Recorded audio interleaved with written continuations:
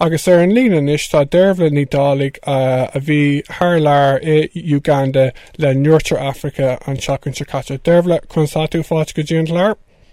Agus.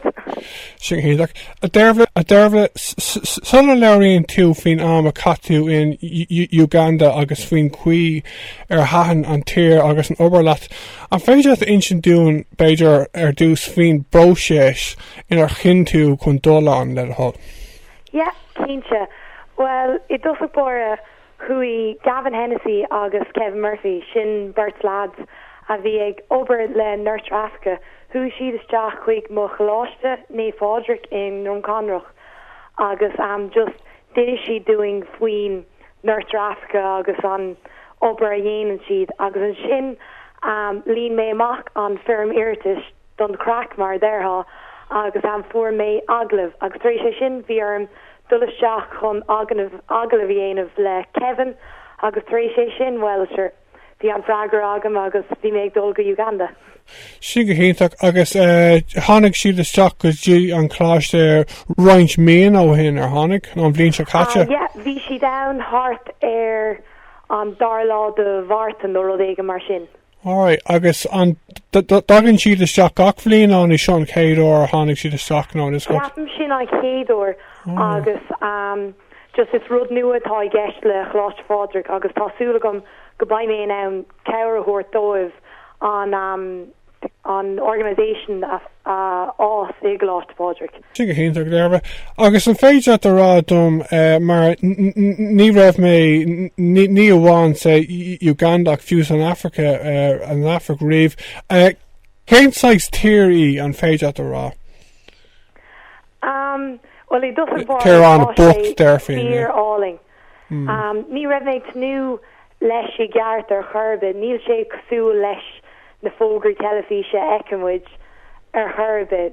Bín na pictória agus na síomna sin ann ach tá a bhd níos mó an comá just na daoine agus an áit agus cabbéród.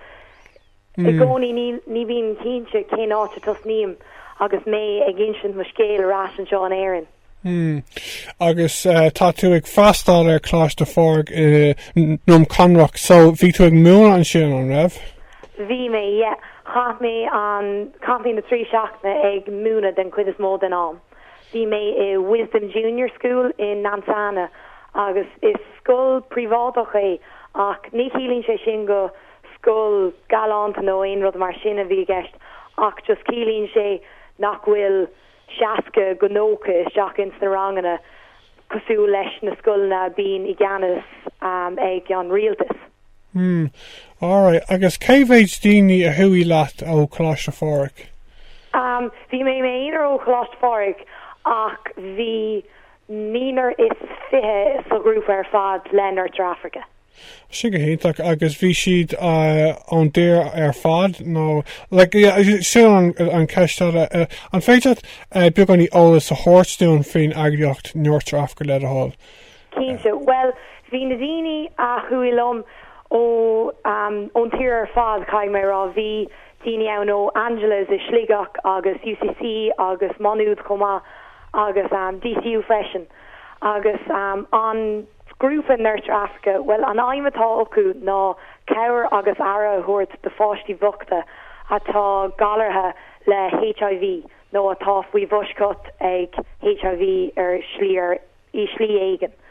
So tugann siad éadachais agus ceir dómh le cuasaí sláinte agus cabbéród mar sin. Agus oibríonn siad Uganda bháin ar oibríonn? Yeah, sin é go dtíreach. Go háire in Nansana sin an balla atá gceist. Sin go héntaach ní raibh is gom faoi sin chuinúna rá go bríonn sibh Nuirtear Africa le páistí le sef bháin is sin an na himime obair a fear tábhachta, you know. It's just an rud é chlóistáil gur bhain tú taitneamh as agus tá cinse go raibh Nuirtear Africa fear buachtait as ucht dulán agus ama caithfh ag múna an agus ar nóí fiú ag leabhar lumaniu ar an tláir seo faoi. Beidir go sé ró lua chun a bheith ag mór planáil don bblionn se hún inis ach dá mé deisle go dul an a ríis an rocká agus an mulha dar éistóirí cuidiú le North Africa haar lear chun dul lech leis an Bochtanas. Cín se dearfam dá méach Isláán agam amór rocking a ras a ríis cín se dearfa. Tá sí mar aima ar tá sí mar plán agam dul a ras I gceann gá bhlín mar bairm Tá a chahabh a ríis ag balú an airgad a ríis agus cbéirúd mar sin so ní féidir am dul an bblin se thugan ar an rochúir ach tá sé mar plán agam dul a ras I gceann gá bhlín agus aon duine tá amach an sin atá sais ar an fence mar d'irtha faoin obair Jonach haar lear molann díobh ar fad dul is espéras den sco atá I gceist agus just ní raibh mé géirí teachtahála chaig mé rá. Agus just ag caint fhí sin rinne me dearmid an ceist cóirt ag tús na haglah ach mar dúirt tú bhíort airgad a bhailiú chun dul an cosnín tá sí fuad féin más bhaile an ihar a thuirt dún ach tá sé sús do gíní cúpla míle euro a bhailiú nach bhfuil? Cinné go dtíach, well, Bhí airing ar a laid bhíle is nígéad a bhailiú don grúpa North Africa agus chuúdaigh sé sin an Isláán agus an bí agus cbéiread amach an sin agus comáilthe sin bhí thart ar míle ag dul go dtí an obair a dhéanamh an North Africa. So taréis ar dús cheap mé gur raibh sé sin chuna bheith an Jackar an airgad a bhailiú a caiig mé rá agus báil an buchas a gráil leis má phobal féin an seo I Loch Orman bhí siad fear flathúil dom caiig mé rá agus an plán a bhí agam chun an airgad a bhailiú ná an mini marathon I dhéanamh agus bhain mé sár soltá sin freisin. Sin sé róheachar buchas a dia. Sin héach agus just sonar I mén tú an féide beagání níos mó álas a thuirtún faoin scóil seo le a thola Uganda mar hampla nó I ri an bhléin an mén an scóil fós oscailte agus a héad you know what I mean? An scóil heil I Uganda? Sure, yeah. Ó bín is bunscoil generalta tá gceist an sin agus bín an blin cuiseach bifriúil ocu ná tá agan fáin siad sin an na léhan sira don tairigh I réad mí na nullag. So tá siad sin ag leanú raig mar scaná inis mar d'irtha ach just ní muid na ann ar an rochúir ach tá siad sin chun leanú raig agus is bunscoil generalta tá gceist just bhí me deann chun cúpla smaointe thuairdóibh agus chun a bheith ag fálam doing hain freisin. Agus an ceisiarnach an bhfuil na múinteoirí an sin an bhfuil siad cáilethe san Oideachas nó an bhfuil siad go maight ag múna you know what I mean?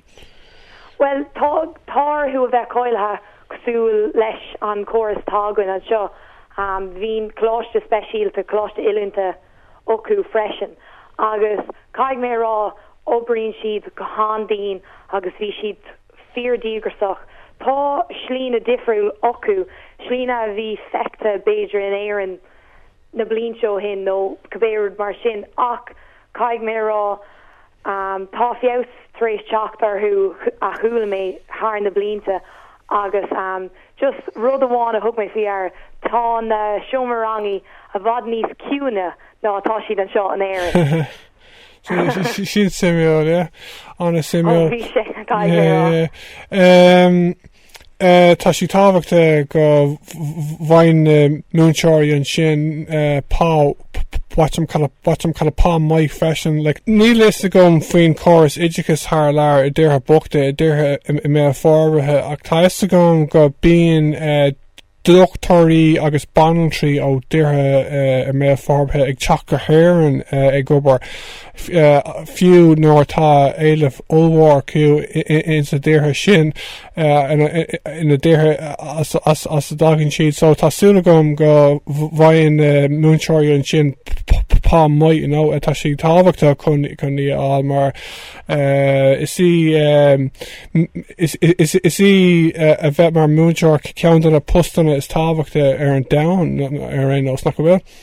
Well, ein tíim le sin cínte ach ar an rochúir níl an pá go má ar churbe I Uganda don bhúntar ar éos. Bhín uanta an ada ochu I gomráid leis an thuúanta tá againn an seo. Brandon J ar an na páistí ar ís na páistí ach tusní siad háart ar sé ó seach ar maidin agus ní bín na páistí agus na múntarí comá críicnathe gotí beidir cuaig clog sa Franóna, so tá na léanta an ada agus tá sé cloiste agam nach bhfuil an pá nó an thurstal go má ar churbe. A sin níomhd maight é sin ach tásúla a gcuin go léir leis na sprochanna domhan inniu ag teachtasteach an bhblionn siún tar éis na Millennium Development Goals nó sprochanna forbethe na mhuilíse an bhblionn siún bei sprochanna domhan inniu an so tásúla gom gur méid béim chutha ar sin, Ok, d'fhar sin go héach ag gá mí maigad as teachtar an leardon céadúir agus cinnte mátá éon nuacht nuair tá tú ag dul thar leabhar arís gúpla bhliain nó éon am atá éon nuacht eile agat is féidir bhéin brasásta leabhar seacht ar an leabhar, right? Cínte, gur míle maithagad. Go maigad Dearbhla, sang go fáil.